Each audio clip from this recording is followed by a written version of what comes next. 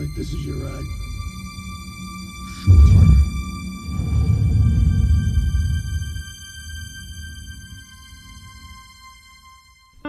Glasgow has its history of colourful characters, romanticised legends of those days long gone by, socialist dreamers, architects and lunatics, but none can compare with Big Jake, the Glaswegian private eye.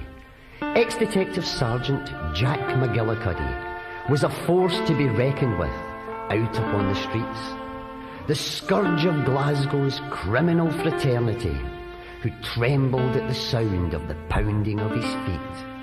But you know, he wasn't all that tall. In fact, he was really quite diminutive.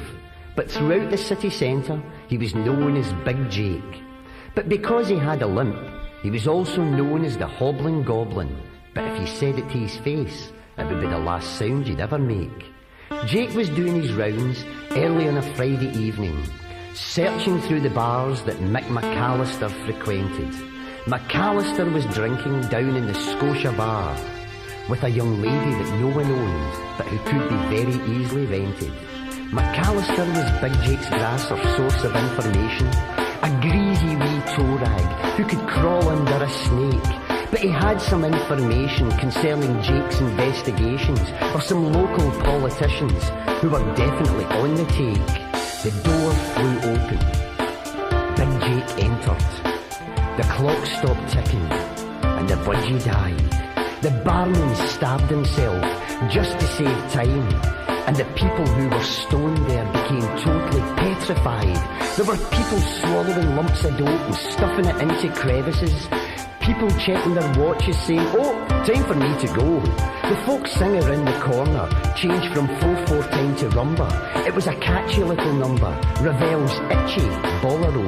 As Jake hobbled down the doorway, the motley crowd assembled, just parted like the waters of the biblical Red Sea. There was an unearthly silence as McAllister shouted, "It's the Hobbling Goblin, eh, wee man? Are you looking for me?" Grown men fainted, pregnant women had contractions. Jake's reactions were legendary, violent and immediate. "You're an idiot, son, but stupidity's no excuse. Here's 10 pence, phone an ambulance, I'm going to cook you a f***ing goose." Faithful to his word, Jake flew across the table, and in a hurricane of violence, McAllister hit the floor.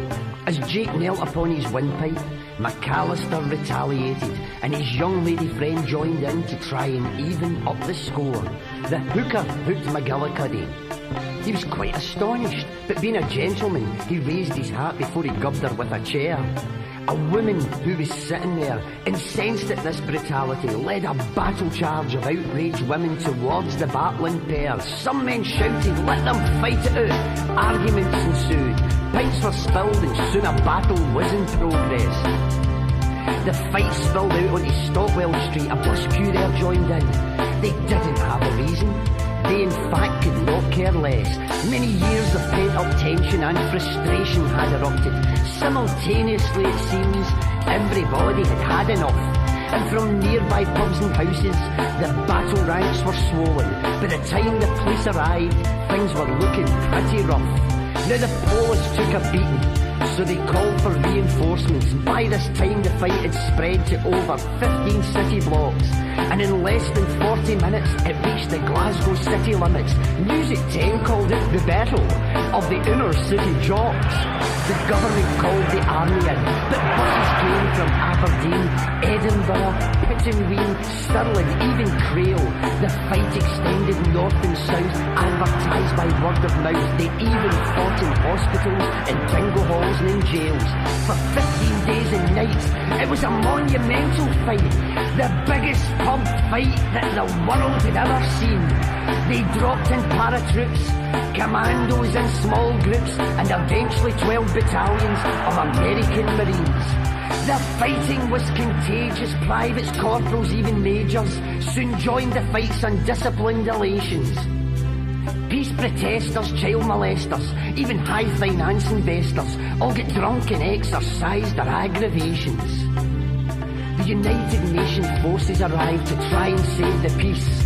America stepped in, But not just to save the oil. Geoffrey Archer ran a concert for the Balmoral refugees, because by this time even they were fighting in this bloody battle royal. Prince Charles and his two brothers and the Buckingham Palace guards were taking on all comers down in the Strand, standing on top of the royal coach shouting, "Come into one, you birds," with a bottle of champagne in either hand.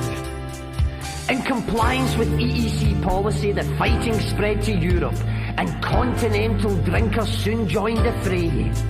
Then China, Africa, Asia and America were all fighting by the 22nd day. The entire world gets steaming drunk. The White House and the Vatican, parliaments and congresses fought until they dropped.